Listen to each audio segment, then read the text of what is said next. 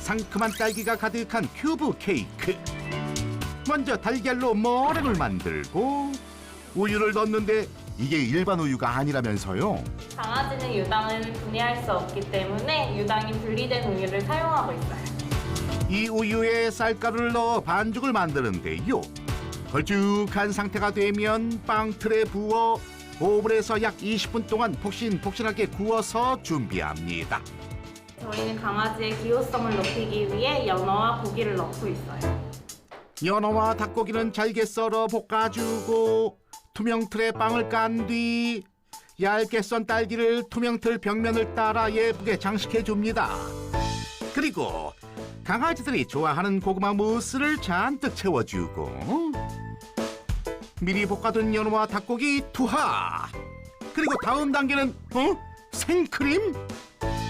사람이 먹는 일반 크림은 먹으면 안 되지만 저희는 두부와 강아지 전용 치즈를 만들었기 때문에 먹을 수 있어요.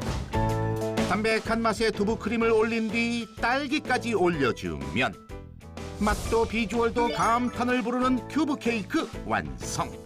맛이 어떨지 고객님이 직접 시식해보는데 오, 입에 맞는 듯 아주 그냥 숟가락까지 먹을 기세네. 유레카!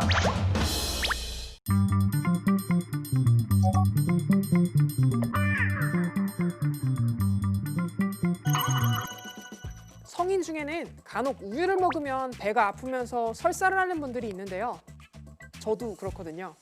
그 이유는 우유의 주성분이 젖당이라는 성분인데 이 젖당이 우리 몸속에서 분해가 잘 안 되기 때문입니다.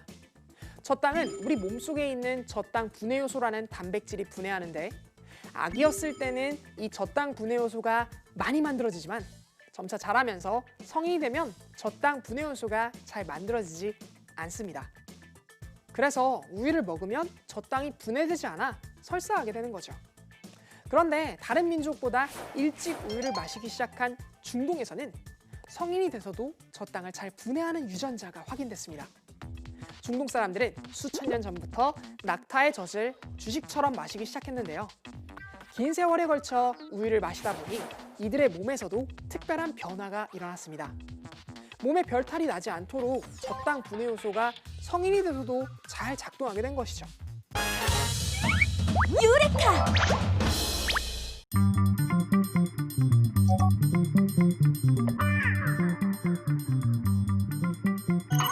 샌딩 작업을 할 건데요.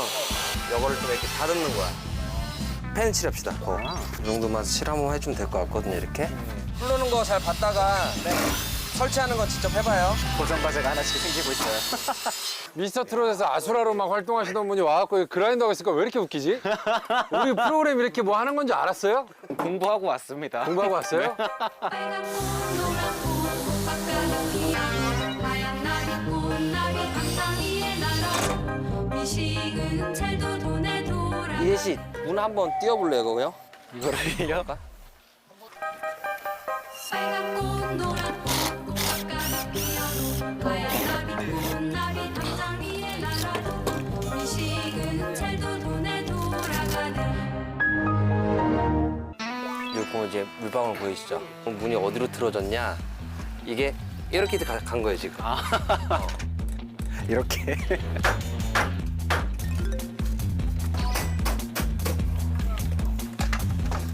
거의 안 움직였죠, 지금? 뽑아. 싹 다 새로. 아주 멋있게. 문틀을 새로 잡은 다음에 덧붙이는 걸로. 덧붙이는 걸로 가보자고.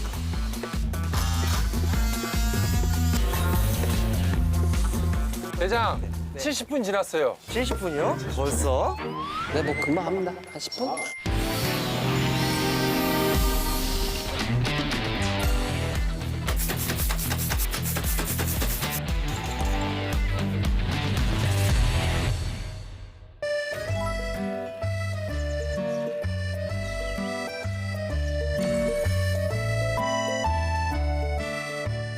아이고 이뻐라. 아이고 수고 많이 했네. 아유, 아닙니다. 아이고 잘 해놨다. 아이고 참 좋다. 아이고 이래 좋은 걸. 고맙습니다. 아닙니다. 유레카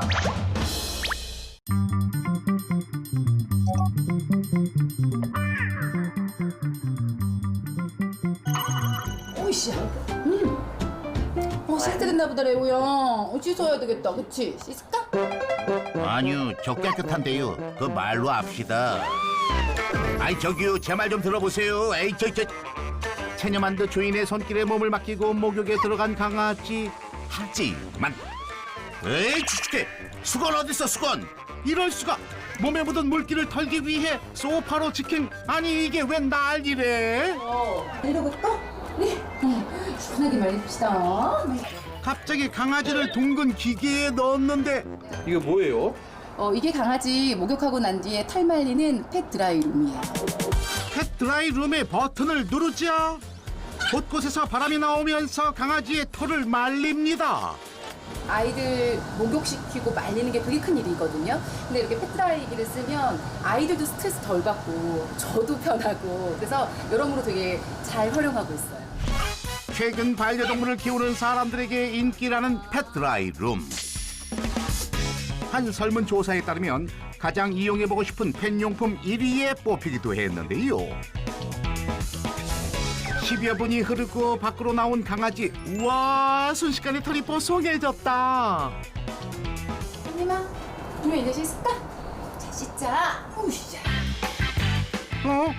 그런데 이번엔 목욕도 하지 않은 강아지를 펫 드라이룸에 넣는다? 강아지는 사람처럼 매일매일 목욕할 수가 없어서 산책 갔다가 오면 아무래도 털 속이나 피부 속에 미세먼지가 조금 많이 있을 수 있어요. 그래서 에어 샤워 기능으로 살균도 해주고 털 관리도 되게 잘 돼서 아무래도 안심이 되죠. 에어 샤워 작동 버튼을 누르자 바람이 나오면서 털 곳곳에 숨은 먼지를 털어냅니다.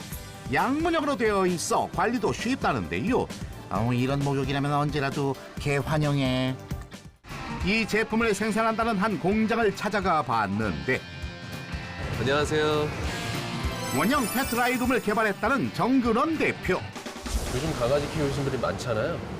그분들이 항상 고민하는 것이 털 관리에 대한 고민을 하시더라고요. 그래서 그 고민을 해소해 줄 수 있는 제품을 만들면 어떨까라는 생각에서 시작이 됐습니다. 개발자가 가장 신경 쓴 부분은 바로 이 4종 필터. 털은 물론이요, 미세먼지까지 걸러낼 수 있다고 합니다. 램프도 일반 램프와는 조금 다른 모습. 특별한 기능이 있는 특수 램프라는데요. 특허받은 UV 살균 램프가 드라이룸 내부에 장착이 돼 있어서 강아지들 내부 공간에 살균과 항균 효과를 주게 됩니다. 20개가 넘는 홈에서 바람이 나와 공기 순환도 빠르답니다. 유레카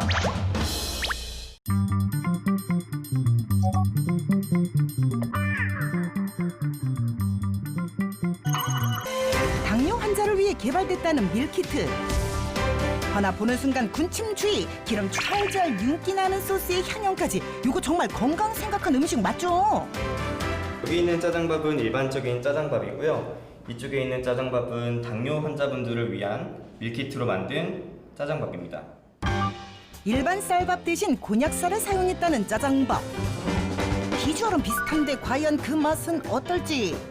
일반 짜장밥과 밀키트 짜장밥을 비교 시식해보는데 일반 짜장밥이랑 이거랑 맛은 별 차이가 없는데요? 이걸 당뇨병 환자들이 먹어도 돼요? 네, 맛의 차이는 없지만 한국인 한 끼 평균 영양 섭취량과 대비했을 때 적게는 30%부터 많게는 80%까지 당질을 낮추는 것이 저희 기술의 핵심입니다. 기술자가 개발한 밀키트 메뉴 모두 당질과 나트륨 함량을 낮춘 음식들이다. 짜고 자극적인 음식은 혈액 안의 포도당 농도를 높여 당뇨의 주원이 되는데 그만큼 당뇨 환자들에겐 식단 관리가 필수인 상황. 보다 건강한 음식을 선물하기 위해 고군분투 중이라는 제조 현장. 밀키트에 들어갈 채소 준비가 한창인데 출고되는 제품은 짜장면, 파스타, 분짜이고요. 그곳에 들어가는 야채를 손질하는 과정입니다. 깨끗하게 씻고 먹기 편하게 잘린 채소들. 정해진 정량에 맞게 비닐에 담기고 이때 손질이 끝난 채소는 더 신선하게 유지하기 위해 진공 상태로 포장하는 것이 중요하다는데 이 과정을 거쳐 완벽하게 밀봉된 재료들. 채소 손질이 끝난 후 다음 과정은 밀키트 제조의 가장 중요한 단계라고. 자, 저희가 이제 야채 전 처리를 마쳤으니까 소스를 만들어 볼 건데요. 여기가 소스를 만드는 곳입니다. 주의해야 할 영양소는 덜고 권장하는 영양소는 더하기 위해 다양한 식재료들을 사용하는 것은 기본. 짜장면을 만들 때도 특별히 들어가는 재료가 있단다. 이것은 우리가 아는 그거? 이건 뭐예요? 이건 올리브유예요. 아니, 올리브유는 뭐 하시려고요? 일반적인 짜장면에는 돼지기름인 라드유가 들어가는데요. 저희는 올리브유를 사용하고 있습니다. 건강한 짜장 소스를 만드는 비법은 바로 라드유가 아닌 올리브유를 사용하는 것. 동물성 지방 섭취를 줄이고 식물성 지방 섭취를 높이는 데 도움을 준다고. 실제로 식물성 불포화 지방이 당뇨 예방에 좋다는 연구 결과도 있다. 크림 파스타 소스를 만들어 볼 건데요. 일반적으로 들어가는 우유가 아닌 저희는 두유를 사용합니다. 부드러운 맛을 위해 넣는 우유 대신 두유를 사용하는 것이 포인트라는데, 두유는 우유에 비해 포화 지방이 적기 때문에 사용한다고. 이 방법으로 맛은 그대로 유지하면서 포화 지방 섭취를 줄일 수 있다. 이렇게 완성되는 밀키트 소스들. 소비자의 건강을 위해서 다양한 대체 식재료들을 사용해 만들어진다는데, 각각의 특성에 맞게 개별 포장된 밀키트 재료들. 그런데 포장 과정에서 눈에 띄는 재료가 등장. 색이 어째 좀 특이하다. 이건 콩면이라는 것인데요. 저희는 일반 밀가루면이 아닌 콩면을 사용하고 있습니다. 콩면을 사용하면 탄수화물 섭취를 줄여줄 수 있다고. 이렇게 대체 식재료를 이용해 만든 레시피만 무려 590여 가지. 유레카!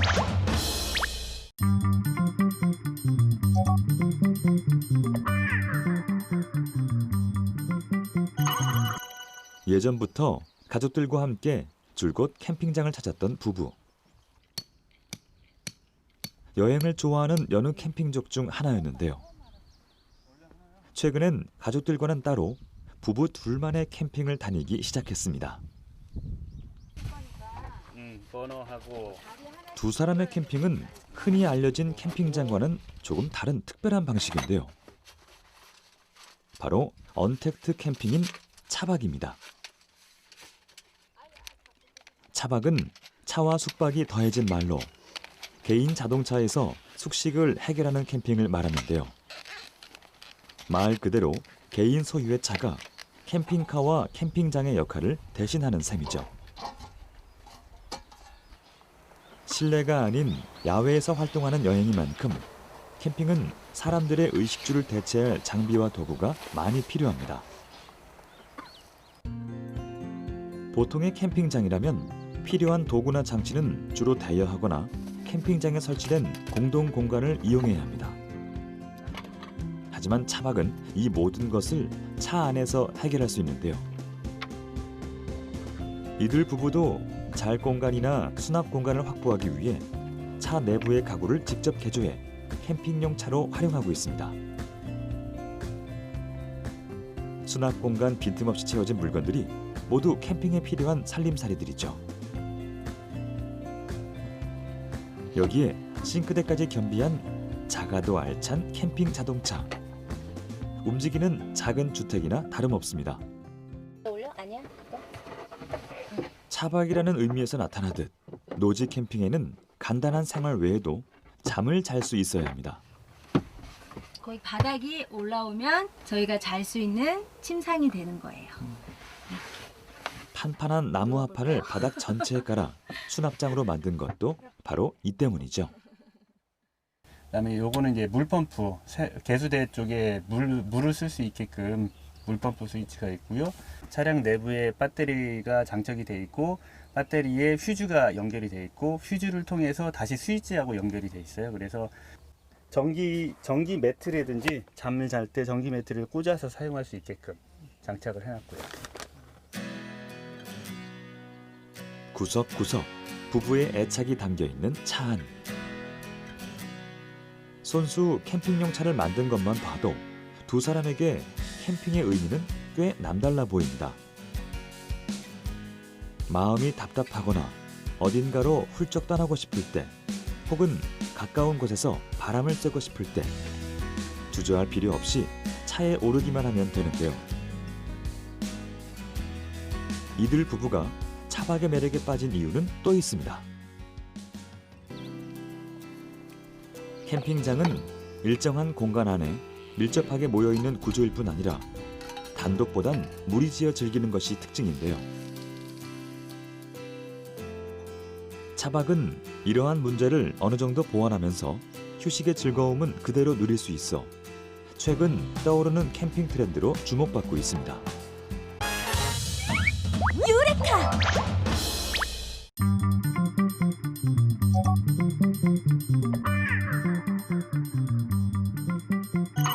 겉으로 보기에는 일반 초콜릿과 별반 다르지 않은 것 같은데 속재료를 알고 나면 모두 입을 다물지 못한다고 한다. 이게 바로 저희 초콜릿에 들어간 재료인데요. 한번 보시죠. 응? 자루 속에 숨어있던 것은 팥! 이거 팥이잖아요. 이거 팥이에요? 네, 팥입니다. 저희는 설탕 대신 팥으로 베이스를 만들어서 초콜릿을 만들어서 당분이 적기 때문에 당뇨병 있으신 분들도 부담 없이 드실 수 있는 초콜릿입니다. 팥이 들어가 단맛을 살려주면 물론 당도를 줄이는 데 도움을 준다는 기술자의 초콜릿. 팥 특유의 향이나 맛은 최대한 줄여 맛만 봤을 때는 일반 초콜릿과 크게 차이가 없다는데 그렇다면 이 팥 초콜릿은 어떻게 만들어질까? 조금 특이한 재료들이 눈에 띈다. 알고 보면 요게 팥 초콜릿의 핵심 재료들이라고. 이거는 장미열매고요. 팥에 부족한 비타민 C가 많이 들어있는 재료예요. 그리고 요거는 수국찻잎인데요. 천연 차 단맛을 내주고 당뇨 혈당을 낮춰주는 그런 성분이 있어요. 그리고 얘는 현미고요. 팥의 창선질을 보완해주는 따뜻한 성질이 들어있는 재료입니다. 이 재료들은 팥을 삶을 때 쓰는 차를 만드는 재료들입니다. 재료들을 넣고 3시간 이상을 푹 고아줘야 한다는데 그러면 이 물이 최대한 당을 올리지 않으면서 초콜릿 식감과 단맛을 살릴 수 있게 도와준단다. 우선은 찬물에다가 팥을 넣어서 삶을 건데요. 그래야지 이 좋은 성분들이 팥에 충분히 흡수가 돼서 좋은 팥 재료가 됩니다. 이제부터가 본격적인 시작. 기술자만의 정성이 담긴 베이스에 팥을 넣고 3시간 동안 충분히 졸여주는데 물이 다 없어질 때까지 졸여진 팥은 믹서기로 직행. 알맹이가 남아있지 않도록 곱게 갈아주면 이게 바로 6시간 만에 탄생한 팥 앙금. 이제 본격적인 초콜릿 맛을 내볼 차례. 카카오가 76%가 함유된 생초콜릿과 팥 앙금, 생크림을 한 곳에 투척. 약불에서 5분에서 10분 내외로 세차게 저어준다. 이때 초콜릿이 굳으면 잘 부서지기 때문에 빨리 작업을 끝내는 것이 중요하다고. 이게 풀어질 때까지 계속 저어줘야 됩니다. 안 그러면 초콜릿이 유분이랑 분리가 돼서 초콜릿이 완성이 되지 않거든요. 그래서 이게 충분히 다 녹을 때까지 이렇게 계속 저어줘야 됩니다.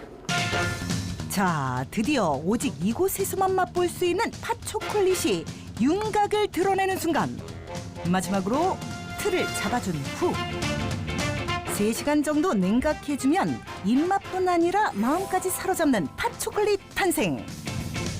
그렇다면 일반 초콜릿과 기술자가 만든 팥 초콜릿은 어떤 차이점이 있을까? 당도 차이를 알아보기 위해 브릭스 검사를 해보기로 했는데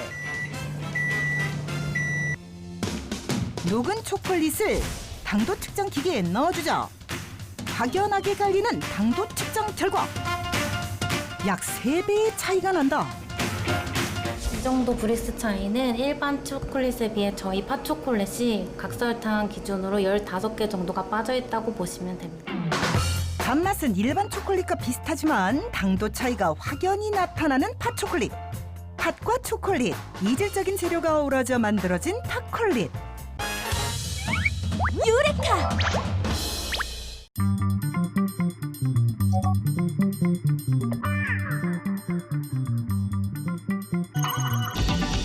안녕하세요. 아, 예, 안녕하세요. 네, 안녕하세요. 아니, 오늘 저희가 조류에 대해서 알아보려고 왔는데 여기가 조류 연구하는 곳이 맞나요? 예, 맞습니다. 그러면 조류면은 막 미역, 다시다 이런 것도 연구하시는 거예요? 그런 거는 해조류고요. 저희는 미세조류를 연구하고 있습니다. 네? 미세조류요? 미세조류란 주로 빛을 이용해 성장하는 광합성 미생물을 말하는데요. 이곳에서는 이런 미세조류를 이용한 다양한 연구와 기술 이전 등이 이루어지고 있습니다. 미세조류라고 하니까 어떤 것이 감이 잘 안 잡히는데 가장 유명하고 대표적인 게 어떤 것들이 있을까요? 예, 여름철에 잘 발생하는 녹조나 적조가 미세조류의 일종입니다. 근데 그건 좀 안 좋은 거 아닌가요? 녹조 같은 것은 유해 미세조류고요. 사실은 그 외에도 이로운 미세조류가 훨씬 더 많이 있습니다. 훨씬 더 많이 있으면 어떤 것들이 있어요? 미세조류는 클로렐라가 있고요. 다음엔 스피룰리나, 그 다음에 듀날리엘라, 나노크롭시스, 세네데스무스, 오돈텔라 이런 것들이 있어요. 뭐 저는 하나도 못 들어봤네요.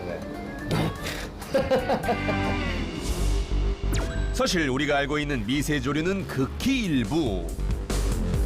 미세조류의 종류는 현재 10만 종 이상으로 알려져 있는데요. 그래서 연구진은 국내외 다양한 장소에서 미세조류를 수집하는 한편 활용 가능한 개체를 선별 중이라고 하네요. 미세조류에서 추출할 수 있는 유효 성분은 많이 있습니다. 특히 영양제나 화장품 등에 활용하고 있는 유효 성분도 들어있다는데요. 최근에는 탈모 개선에 효과가 있는 로리오라이드라는 물질이 있습니다. 네? 탈모요? 아니, 저도 요즘 스트레스 때문에 탈모가 왔거든요. 그럼 여기 있는 미세조류들이 다 탈모에 좋은 거예요? 아, 그런 건 아니고요. 탈모 개선에 효과가 있는 물질을 만들어내는 미세조류가 따로 있습니다. 그게 뭔데요? 아, 그게 이겁니다. 유효 성분이 들어있는 이 미세조류. 자세히 보면 어떤 모습일지 현미경을 통해 직접 관찰을 해봤는데요. 바로 이런 모습입니다. 교수님, 여기 보이는 초록색 얘네들은 이름이 뭐예요? 세네데스무스 데저티콜라입니다. 콜라요? 세네데스무스 데저티콜라인데 사막 같은 극한 환경에서 자라는 미세조류입니다. 하지만 아무리 좋은 미세조류도 그냥 사용할 수는 없다는데요. 이렇게 유효 성분을 추출해야 화장품이나 의약품으로 사용을 할 수가 있습니다. 유레카!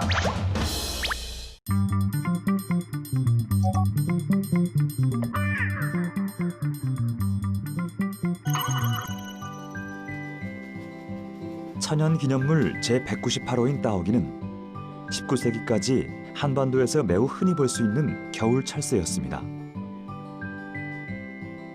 당시만 해도 매년 11월에서 3월까지 이 땅을 찾아와 머물렀던 따오기.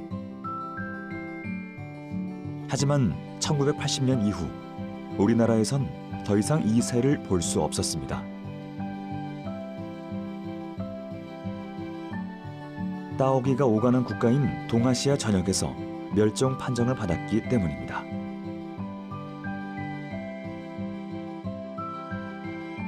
엷은 분홍빛이 감도는 흰색의 따오기는 번식기인 여름이 되면 목 부분의 피부에서 검은색의 기름 성분을 분비합니다.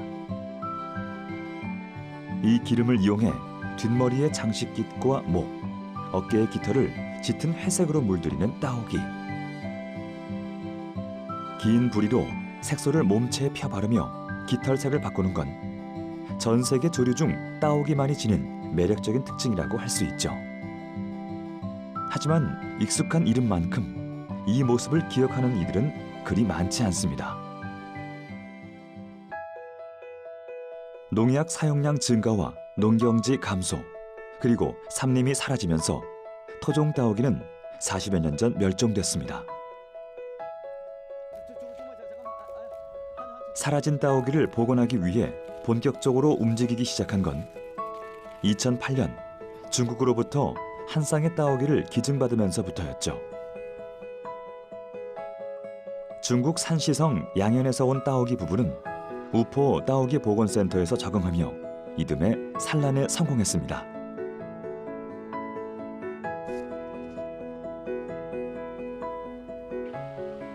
알을 깨고 나온 이 새끼 따오기는 토종 따오기의 새로운 시작을 알렸죠. 우포 따오기 보건센터에선 따오기의 인공 보건 사업을 진행하고 있습니다. 알을 깨고 나온 따오기를 마치 사람처럼 인큐베이터에서 보살피는데요. 직접 만든 이유식을 사람 손으로 먹인다고 하는데 그 횟수가 하루에 8번, 그렇게 45일을 반복해야 합니다.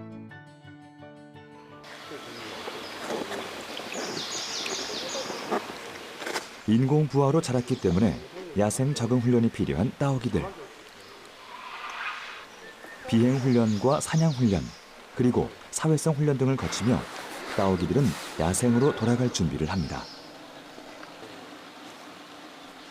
그렇게 10여 년간 따오기를 복원한 결과 2019년 5월 첫 번째 자연 방사가 이뤄졌습니다.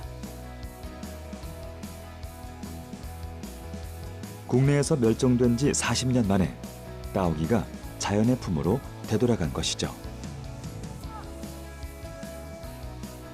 방사한 총 40마리의 개체 중 현재까지 25마리가 야생에서 적응하며 살고 있는 것으로 밝혀졌습니다.